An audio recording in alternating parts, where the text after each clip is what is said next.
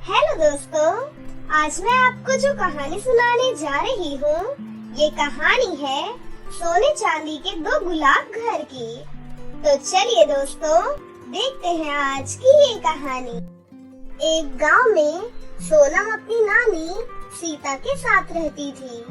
उसकी नानी दूसरों के घरों में काम करती थी। उसी से दोनों का गुजारा हो रहा था। वहीं सोनम पास के एक सरकारी स्कूल में पढ़ने जाती थी। उन्हीं के पड़ोस में सोनम के मामा पीके और उसकी मामी अनुष्का रहा करती थी। कुछ समय पहले जब सोनम के माता पिता एक सड़क हादसे में टपक गए थे, तो उसके मामा मामी ने मिलकर सोनम और उसकी नानी को घर से बाहर निकाल दिया था और सारी जमीन जायदाद पर अपना कब्जा कर लिया था। एक दिन सीता काम करके घर वापस लौट रही थी कि तभी उसे गांव की दो औरतें मिलती है। अरे नानी जी, आप इस उम्र में काम क्यों कर रही हो?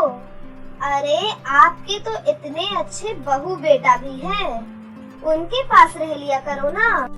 नहीं बेटा, उन दोनों की तो तुम बात ही मत करो। मेरी कोई बहू कोई बेटा नहीं है। उस अनुष्का ने मेरे बेटे पर पता नहीं क्या जादू कर दिया है। वो सिर्फ उसी की सुनता है, अपनी माँ की तो वो एक नहीं सुनता। इतना कहकर सीता वहाँ से चली जाती है। तभी वो दोनों औरतें अनुष्का के पास पहुँच जाती हैं और उसे सीता की सारी बातें बता देती हैं। अच्छा, इस बुढ़िया की इतनी औकात हो गई कि अब गांव के सामने मेरी बेइज्जती कर रही है। इस बुढ़िया को तो मैं अभी सबक सिखाती हूँ। चुपके चुपके अनुष्का सीता के घर पहुँच जाती है। क्यों रे बुढ़िया, तुझसे आराम से बैठा भी नहीं जाता? मेरी चुगली करती घूम रही है। नहीं बेटा, तुम्हें जरूर कोई गलत फहमी हुई है। मैंने किसी को कुछ भी नहीं कहा। अरे अपनी बकवास बंद कर, मैं तेरे बारे में सब जान चुकी हूँ। अब देख मैं तेरी क्या हालत करती हूँ। आज के बाद तू कुछ भी बताने लायक नहीं बचेगी। इतना कहकर अनुष्का डंडे और लातों से सीता को मारने लग जाती है। नहीं बेटा, मुझे माफ कर दे बेटा। मैंने सच में तेरे बारे में कुछ भी नहीं कहा बेटी।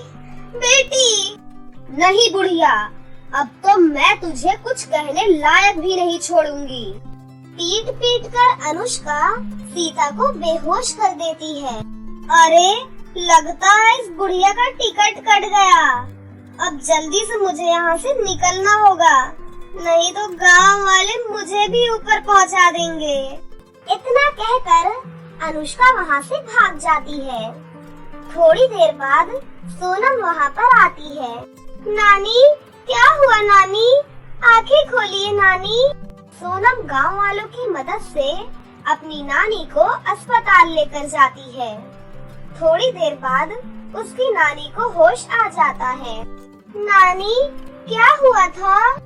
सीता सोनम को वो सारी बातें बताती है। ये सुनकर सोनम बहुत दुखी हो जाती है। थोड़ी देर बाद उनके पास डॉक्टर आता है। देखिए, आपके दोनों पैर अब खराब हो चुके हैं। माफ कीजिएगा, लेकिन अब आप चल फिर नहीं सकती। ये सुनकर दोनों जोर जोर से रोने लग जाती हैं। कुछ दिनों बाद सीता वापस अपने घर आ जाती है। बेटा, अब मैं काम कैसे करूँगी बेटा? कैसे हमारे घर का गुजारा होगा? नानी, आप बिल्कुल चिंता मत कीजिए। अब से काम आप नहीं बल्कि मैं करूँगी। वो भोली भाली सोनम काम की तलाश में घर से बाहर निकलती है, लेकिन कोई भी उसे अपने घर में काम नहीं देता। थक हार कर सोनम एक सड़क के किनारे जाकर बैठ जाती है। मुझे तो कोई भी काम नहीं दे रहा है। मैं कैसे अपनी नानी की दवाइयाँ लेकर आऊंगी और कैसे उन्हें खाना खिलाऊंगी? तभी सोनम को एक बूढ़ा आदमी दिखाई देता है। अरे बेटा, जरा इधर आओ, मेरी मदद करो बेटा। बताइए बाबा, क्या मदद करूं मैं आपकी? बेटा, मेरे पास बहुत सारा सामान है, तुम थोड़ा सामान लेकर मेरे घर पहुंचा दो बेटा। खुशी खुशी सोनम बाबा का सामान उसके घर तक पहुंचा देती है। तुम्हारा बहुत बहुत धन्यवाद बेटी। बाबा, मेरी नानी बहुत बीमार है, उनके लिए दवाइयाँ और खाना लेकर जाना है मुझे। क्या आप मुझे कहीं काम दिलवा सकते हैं बाबा? बेटी, अभी तुम बहुत छोटी हो, तुम क्या काम कर सकती हो बेटी? बाबा, मैं कोई भी काम कर सकती हूँ, आप बस मुझे काम दिलवा दीजिए। बेटी, मैं तुम्हें एक बगीचे के मालिक के पास लेकर चलता हूँ, शायद वो तुम्हें कोई काम दे सकता है। बूढ़े बाबा उसे गुलाब सिंह के पास लेकर जाते हैं। साहब, ये एक गरीब बच्ची है, इसे आप कोई काम दे दीजिए तो इसका भला हो जाएगा। हाँ तो ठीक है। ए लड़की, तू गुलाब बेच सकती है क्या? हाँ हाँ अंकल, क्यों नहीं। तो ठीक है, ये गुलाब जरा बाजार ले जा और इन्हें शाम तक बेच कर आ, उसके बाद मैं तुझे कुछ पैसे दूंगा। खुशी खुशी सोनम गुलाब की टोकरी लेकर चल पड़ती है। गुलाब ले लो, लाल पीले सफेद गुलाबी रंग के गुलाब ले लो, गुलाब वाली गुलाब ले लो। एक दिन में सोनम के सारे गुलाब बिक जाते हैं। वो सारे पैसे लाकर गुलाब सिंह के हाथ में दे देती है। गुलाब सिंह उसे थोड़े बहुत पैसे देता है। सोनम खुशी खुशी अपनी नानी के लिए दवाइयाँ लेकर और साथ ही खाना लेकर अपने घर पहुँच जाती है। अगले दिन फिर से सोनम गुलाब बेचने जाती है। तभी वहाँ पर उसे करिश्मा नाम की एक परी देख लेती है। करिश्मा परी को गुलाब के फूल बहुत पसंद आ जाते हैं। परी सोनम के पास जाती है। अरे, तुम्हारे गुलाब तो बहुत ही सुंदर है, क्या तुम मुझे एक गुलाब दे सकती हो? खुशी खुशी सोनम परी को एक गुलाब दे देती है। लेकिन बिटिया, मेरे पास तुम्हें देने के लिए पैसे नहीं है। कोई बात नहीं परी जी, आप ऐसे ही ले जाइए। आप एक काम कीजिए, आप इसे अपने बालों में लगाइए, आप बहुत ही खूबसूरत लगेंगी। परी उस गुलाब के फूल को अपने बाल में लगा लेती है और वहाँ से चली जाती है। ऐसे ही परी अब रोज रोज सोनम के पास आने लगी थी और उससे गुलाब लेकर अपने बालों में लगाने लगी थी। इसी तरह हंसी खुशी सोनम की जिंदगी बीतती जा रही थी और वो अपनी नानी के लिए 2 वक्त की रोटी और दवाइयों का इंतजाम कर रही थी। जब ये बात अनुष्का को पता चलती है तो अनुष्का सोनम से भी जलने लग जाती है। दोनों नानी नातिन कैसे खुश रह सकती है? मैं इन्हें बिल्कुल खुश नहीं रहने दूंगी। जरा देखूं तो ये लड़की गुलाब लेकर कहाँ से आती है। अनुष्का सोनम का पीछा करती है और गुलाब सिंह को वहाँ पर देख लेती है। अरे, ये तो मेरा भाई है। सोनम के जाने के बाद अनुष्का गुलाब सिंह के पास जाती है। भैया, अगर तूने कल से इस लड़की को गुलाब बेचने के लिए दिए तो मैं तुझसे सारे रिश्ते नाते तोड़ दूंगी। अरे नहीं नहीं, ऐसा क्यों बोल रही है बहन? तू चिंता क्यों कर रही है? मैं कल से क्या, मैं आज से ही इस लड़की को हटाता हूँ। ये हुई ना भाई वाली बात। अगले दिन सोनम गुलाब सिंह के पास जाती है।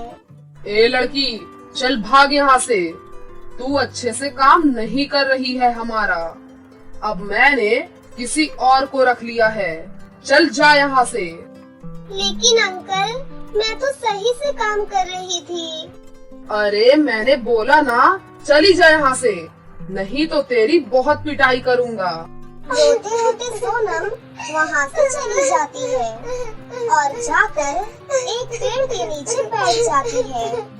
मुश्किल से एक काम मिला था, वो भी उन्होंने छीन लिया। अब मैं नानी की दवाइयाँ लेकर कहाँ से जाऊंगी, कहाँ से खाना लाऊंगी उनके लिए। तभी वहाँ पर करिश्मा परी आ जाती है। अरे आज तुम गुलाब नहीं लाई? सोनम परी को वो सारी बातें बताती है और जोर जोर से रोने लग जाती है। परी अपने बालों से 2 गुलाब के फूल निकालती है। उनमें से एक गुलाब सोने का था और दूसरा चांदी का था। बिटिया, तुमने मुझे बहुत सारे गुलाब दिए और आज मैं तुम्हें सिर्फ 2 गुलाब देना चाहती हूँ।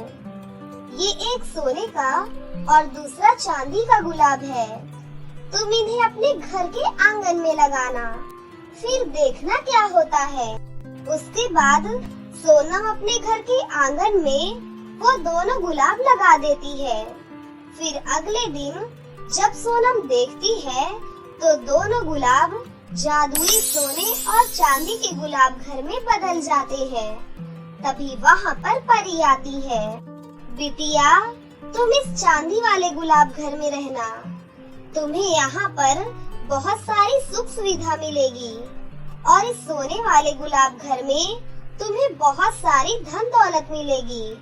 लेकिन तुम्हें उतनी ही धन दौलत मिलेगी जितनी तुम्हें जरूरत है। यदि तुमने लालच किया तो तुम्हें बहुत कड़ी सजा भी मिल सकती है। नहीं परी जी, मुझे धन दौलत नहीं चाहिए। मुझे बस नानी के लिए 2 वक्त की रोटियां चाहिए। सोनम अपनी नानी के साथ जादुई चांदी वाले गुलाब घर में रहने लग जाती है। जब सोने और चांदी के गुलाब घरों की बात उसकी मामी को पता लगती है तो अनुष्का लालच में सोने वाले गुलाब घर में चली जाती है।